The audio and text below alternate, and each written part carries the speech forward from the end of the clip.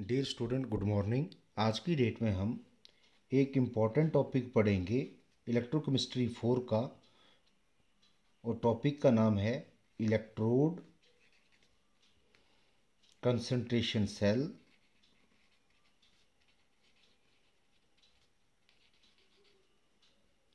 Without transference. ये हमारा आज की डेट का टॉपिक है, इम्पॉर्टेंट है। मैं आपको सिंपल सी एक बात क्लियर कर देना चाहता हूँ कि कंसंट्रेशन सेल दो तरह के होते हैं। एक आपके इलेक्ट्रोड कंसंट्रेशन सेल होते हैं, एक आपके इलेक्ट्रोलाइट कंसंट्रेशन सेल होते हैं, और बोथ द केसेस के अंदर ईएमएफ की वैल्यू प्रोड्यूस होती है। अगर डिफरेंट कंसंट्रेशन ऑफ इलेक्ट्रोड के कारण ईएमएफ की वैल्यू प्रोड्यूस होती है, उस सेल को हम आपका इलेक्ट्रोड कंसंट्रेशन सेल कह देते हैं। या different concentration of electrolyte solution के कारण जो ईएमएफ प्रोड्यूस होती है, उसे हम इलेक्ट्रोलाइट कंसंट्रेशन सेल कह देते हैं। फर्दर जो कंसंट्रेशन सेल हैं वो दो तरह से कैटेगराइज हो जाते हैं, विद ट्रांसफरेंस और विदाउट ट्रांसफरेंस। तो बोलता जो विद ट्रांसफरेंस है उसके अंदर क्या होता है कि जो आपका इलेक्ट्रोलाइट का सॉल्यूशन है उसके अंदर ट्रांसफरेंस ऑफ आयंस हो जाता है, तो उससे हम क्या कह देते हैं, विद ट्रांसफरेंस कहते हैं। और जिसके अंदर जो इलेक्ट्रोलाइट का सॉल्यूशन है उसके अंदर ट्रांसफरेंस ऑफ आयंस नहीं होता है, उसे हम विदाउट ट्रांसफरेंस कह देते हैं। तो हम आज की डेट में इलेक्ट्रोड आपका कंसंट्रेशन सेल स्टडी करेंगे और विदाउट ट्रांसफरेंस स्टडी करेंगे, यानी जो आपका इलेक्ट्रोलाइट का सॉल्यूशन है वो आपस में मिक्स नहीं होता है। ठीक है जी, तो ये हमारा आज की डेट का टॉपिक है। तो सबसे पहले मैं आपको इसका सबसे सिंपलेस्ट केस स्टडी करता हूँ कि electrode concentration cell consisting for gas electrode concentration cell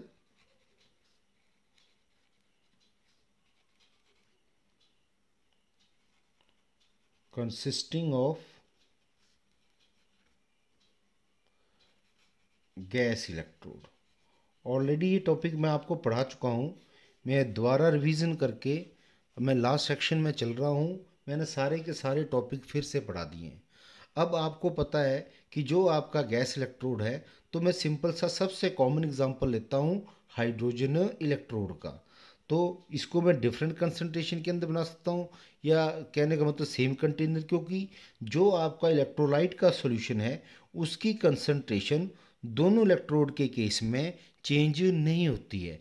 तो मैंने क्या किया है कि गैस इलेक्ट्रोड के केस में ओन आयन का सॉल्यूशन जो होता है वो उसके ओन आयन का, अगर मैं हाइड्रोजन गैस लेता हूँ तो HCl का सॉल्यूशन होगा आपका।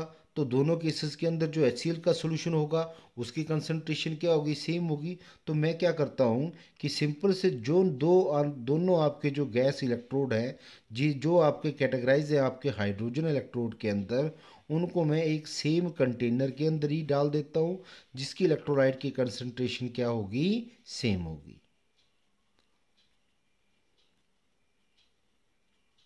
ठीक है, तो ये इसकी जो कंसंट्रेशन है, पहली बात क्या है, इसके ओन आयन का is concentration is same for both the electrode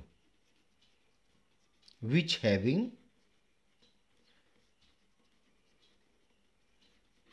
different concentration. ठीक है जी, अगर ये आपका क्या है, HCl का सॉल्यूशन है, तो HCl के सॉल्यूशन की जो कंसंट्रेशन है दोनों इलेक्ट्रोड के अंदर क्या है, सेम है। तो ऑटोमेटिकली उनकी जो एक्टिविटी है वो भी क्या होगी, सेम होगी।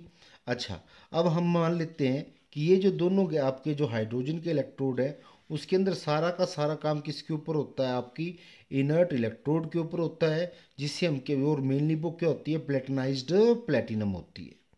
ठीक है जी, और डिफरेंट कंसंट्रेशन ये भी आपकी क्या है, अगर ये हाइड्रोजन का इलेक्ट्रोड है तो ये भी आपकी H2 गैस है, ये भी H2 गैस है। परंतु कहने का मतलब क्या है, ये जो ये आपका जो लेफ्ट हैंड साइड का जो आपका गैस इलेक्ट्रोड है, हाइड्रोजन इलेक्ट्रोड है, उसका जो कहने का मतलब कंसंट्रेशन क्या है, उसका जो प्रेशर पहले केस में क्या है, P1 है, और दूसरे के केस में क्या है, P2 है। तो डिफरेंट कंसंट्रेशन ऑफ इलेक्ट्रोड के कारण dipped in same solution which do not mix with each other, there is a production of EMF. That cell is known as electrode concentration cell without transference, and which is categorized under the category the electrode concentration cell consisting of gas electrode without transference में आ जाएगा। ठीक है जी, तो इसको हम start करेंगे। अगर मैं इसका सेल रिप्रेजेंटेशन लिखूं सिंपली, सबसे पहले सेल रिप्रेजेंटेशन कैसे लिखते हैं हम? सबसे पहले जो लेफ्ट हैंड साइड का होती है उसको हम उसका जो जो इलेक्ट्रोड है उसको लिखते हैं। तो हमारे पास किसका है? हाइड्रोजन का इलेक्ट्रोड है। पर हाइड्रोजन का इलेक्ट्रोड जिसका प्रेशर क्या है? P1 है। जिसका प्रेशर क्या है? P1 है। परंतु जो हाइड्रोजन का इलेक्ट्रोड है उसके अंदर सारा का सारा काम किसके ऊपर हो रहा है? प्लेटिनम के ऊपर हो रहा है। ठीक है जी, उसी के क्या है? ओन आयन का सोल्यूशन है, यानी हाइड्रोजन आयन का सोल्यूशन है, जिसकी कंसंट्रेशन या एक्टिविटी क्या है? ए है। बोथ द केसेस के अंदर जो एक्टिविटी वो क्या है? सेम है। ठीक है जी, यहाँ पे हमारे पास क्या आ जाएगा? अगर मैं इनको दो डिफरेंट हाफ सेल के अंदर लेता तो इसको मैं किससे कनेक्ट करता? साल्ट ब्रिज से कनेक्ट करता। तो हमारे पास क्या आ जाएगा? हाइड्रोजन आयन जिसकी एक्टिविटी भी क्या है? ए है। और यहाँ पे आपका क्या है? H2 गैस है जिसका प्रेशर आपका क्या है? P2 है। और सारा काम किसके ऊपर हो रहा है? प्लेटिनम के ऊपर हो। तो ये क्या है? बेसिक सेल रिप्रेजेंटेशन है। ठीक है जी। अच्छा, इसके बाद मैंने आपको नर्नेस्ट इक्वेशन ये बताती है, साइन कन्वेंशन ये बताता है कि दोनों केसेस के अंदर हम क्या करते हैं? रिडक्शन पोटेंशियल की टर्म में लिखते हैं। वो किसके कारण लिखते हैं? Due to Nernst equation. तो इसको सिंपल सा बोल देता हूँ मैं कि by convention oxidation occur at या on left hand side and reduction occur on right hand side. यानी जो आपका लेफ्ट हैंड साइड है उसके ऊपर क्या हो रहा है? ऑक्सीडेशन और लॉस ऑफ इलेक्ट्रॉन हो रहा। और जो आपका राइट हैंड साइड है उसके ऊपर के अंदर क्या हो रहा है? गेन ऑफ इलेक्ट्रॉन हो रहा। और दोनों केसेस को हमने किसके लेकर लिखना है? अकॉर्डिंग टू द नर्नेस्ट इक्वेशन लिखना है। तो हमारे पास सिंपल सा, अगर मैं इसको सिंपल सा ऑक्सीडेशन की रिएक्शन लिखूं तो हमारे पास क्या आएगा कि एट एनोड के ऊपर हमारे पास क्या है कि 1/2 हाफ क्या है? H2 है, जिसका प्रेशर क्या है? P1 है। इसके अंदर क्या होता है? लॉस ऑफ इलेक्ट्रॉन होता है। क्या है आपका? हाइड्रोजन आयन है जिसकी एक्टिविटी क्या है? A है। और ये क्या कर रहा है? ये इलेक्ट्रॉन को क्या कर रहा है? लूज कर रहा। परंतु ये जो है हमारी इक्वेशन नंबर 1 है। और अकॉर्डिंग टू द नर्नेस्ट, जब इस इक्वेशन के ऊपर हम क्या करते हैं? नर्नेस्ट इक्वेशन को अप्लाई करते हैं तो हमें चाहे ऑक्सीडेशन है, ऑक्सीडेशन को भी in terms of reduction potentially क्या करना पड़ता है? मेंशन करना पड़ता है। तो हमारे पास क्या आएगा कि फॉर अप्लाइंग नर्नेस्ट इक्वेशन,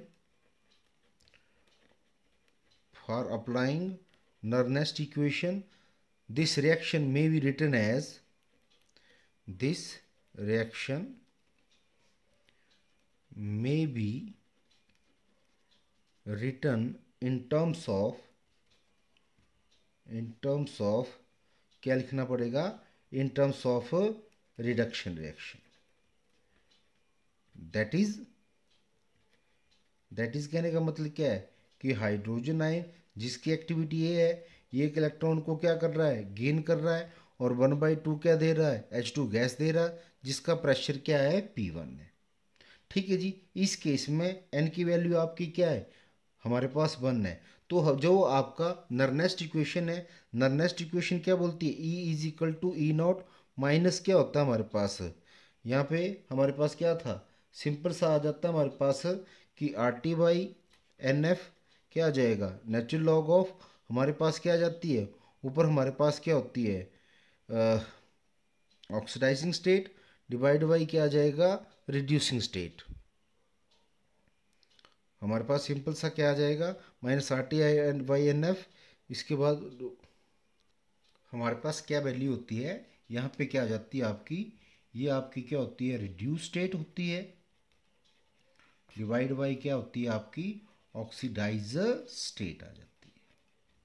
ये आपकी जनरल क्या है? नर्नेस्ट इक्वेशन है। आपको ध्यान में होगा, मैंने आपको बताया था वेरी वेरी इंपॉर्टेंट है। इसके ऊपर हमारे पास क्या आ जाते हैं, न्यूमेरिकल जाते हैं। तो हमारे पास क्या है, जब इस इक्वेशन को लिखूंगा तो अगर ये क्या है आपका E1 है, इसकी वैल्यू क्या आ जाएगी E0। ये क्या है आपका हाइड्रोजन गैस है, ठीक है जी। और उसी के क्या है O9 का क्या है सोल्यूशन है। हमारे पास -RT/NF, एन की वैल्यू यहाँ पे 1 है, एफ हमारे पास इतना है, तो क्या आएगा नेचुरल लॉग ऑफ, हमारे पास यहाँ पे क्या है P/हाफ। स्टार्टिंग में आपका क्या रिड्यूसिंग स्टेट क्या हमारा, ये हमारा ये है, इसकी वैल्यू 1/2 डिवाइड बाय हमारे पास ऑक्सीडाइजिंग स्टेट क्या है हमारे पास क्या है कि जिसकी कंसंट्रेशन क्या है ए है, इसकी कंसंट्रेशन क्या है ए है। तो ये हमारे पास क्या आ जाएगी, सिंपल सी इक्वेशन आ जाएगी लेफ्ट हैंड। अच्छा एक और बात बता था, जो भी आपका स्टैंडर्ड हाइड्रोजन इलेक्ट्रोड होता है जिसके अंदर टेम्परेचर आपका 25 डिग्री सेल्सियस होता है, प्रेशर आपका 1 ATM होता है, उसके बाद आपका कहने का मतलब जो कंसंट्रेशन होती है वो क्या होती है, सेम होती है। तो E0 की वैल्यू H(H2) के केस में क्या होती है, 0 होती है, ठीक है जी। तो हमारे पास क्या बन गया, E1 की वैल्यू क्या बन गई हमारे पास, हमारे RT/NF natural log of P1/1/2 into A. हमारे पास अगर मैं इसको सिंपल सा और सॉल्व करके लिख देता हूँ, इसको किसकी कंसंट्रेशन है, हाइड्रोजन आयन की, तो इसको मैं सिंपल करके माइनस में लिखता हूँ, पर आपने इसको इस इक्वेशन के अंदर आपने सिंपल सा क्या रखना है, ध्यान रखना है। अच्छा इसके बाद हमारे पास जब इसको मैं राइट हैंड साइड की इक्वेशन को लिखूंगा, हमारे पास क्या आ जाएगा, अब इसको आ जाएगा हमारे पास कि सिमिलरली बाय साइन कन्वेंशन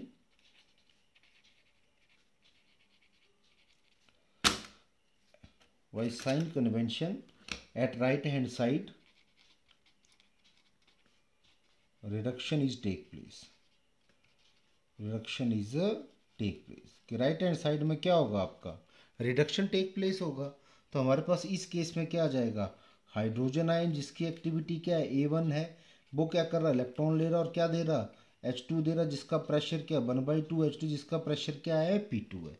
तो ये क्या है आपका ऑटोमेटिक रिडक्शन पोटेंशियल की टर्म में। तो हमारे पास इसकी वैल्यू क्या आ जाएगी, E2 की वैल्यू आ जाएगी E0, अब लिखा है H2 माइनस क्या आ जाएगा RT/NF नेचुरल लॉग ऑफ क्या आ जाएगा आपका H2 यानी आपका P2 1/2 इंटू आपका क्या आ जाएगा A आ जाएगा, ठीक है जी। अच्छा अब वो बोलते हैं कि ओवरऑल रिएक्शन जो होती है या ओवरऑल जो EMF होती है, the overall EMF of the cell वो किसके बराबर होगी, वो क्या होगी E cathode minus E anode के बराबर। जो EMF है वो किसके बराबर होता है, E कैथोड या E right hand side minus E क्या हो जाता है आपका एनोड या लेफ्ट हैंड साइड के बराबर होती है, यानी E2 माइनस E1। तो हमारे पास क्या था कि E की वैल्यू की E2 की वैल्यू क्या है हमारे पास, इसकी वैल्यू ऑलरेडी क्या होती है 0 होती है। तो हमारे पास क्या था -RT/NF natural log of P2 is equal to 1/2 into A आ जाएगा। तो हमारे पास इसको सिंपल सा करके लिख देता हूँ मैं, हमारे पास क्या आ जाएगा कि -RT/F natural log of P2 की value 1/2 into A minus minus plus, हमारे पास क्या आ जाएगा RT/F natural log of P1 की value half divide by A आ जाएगा। जब इस इक्वेशन को अगर फर्दर क्या करता हूँ सॉल्व करता हूँ, तो हमारे पास क्या आएगा सिंपल सा, हमारे पास क्या आ जाएगा सिंपल सा कि E की वैल्यू माइनस RT/F, इसको चाहे मैं सिंपल सा है RT/F। अच्छा ये जो पावर होती है वो आगे आ जाएगी 1/2, ठीक है जी। हमारे पास क्या आएगा natural log of P2 minus natural log of A minus plus RT/F 1/2 natural log of P1 minus natural log of A। तो हमारे पास क्या आ गया E, इसकी वैल्यू क्या आ गई हमारे पास कि -RT/2F क्या आएगा natural log of P2 minus natural log of A plus RT/2F natural log of P1 minus natural log of A। अगर मैं इसको सॉल्व करता हूँ तो बड़े तरीके से हमारे पास क्या आ जाएगा, इसको आप खोल के लिख लो, चाहे E is equal to minus R T by two F natural log of P two minus minus plus आपका आ जाएगा R T by two F natural log of A plus R T by two F natural log of P one minus R T by two F natural log of A. तो इससे ये value हमारे पास क्या हो जाएगी, cancel हो जाएगी। हमारे पास क्या आ जाएगा, ई की वैल्यू क्या आ जाएगी कि R T by two F ये कॉमन आ जाएगा हमारे पास क्या आ जाएगा, natural log of P one minus natural log of P two आ जाएगा। तो बोलता है हमारे पास सिंपल सा एक्सप्रेशन क्या बन गया, E is equal to R T by two F natural log of P one by P two. तो ये हमारा क्या है, रिक्वायर्ड ईएमएफ है किसकी, आपकी इलेक्ट्रोड कंसंट्रेशन सेल, और जिसके अंदर क्या है, ये गैस इलेक्ट्रोड का केस है और उसमें भी ये कैटेगराइज किसके अंदर है, विदाउट ट्रांसफरेंस के केस में।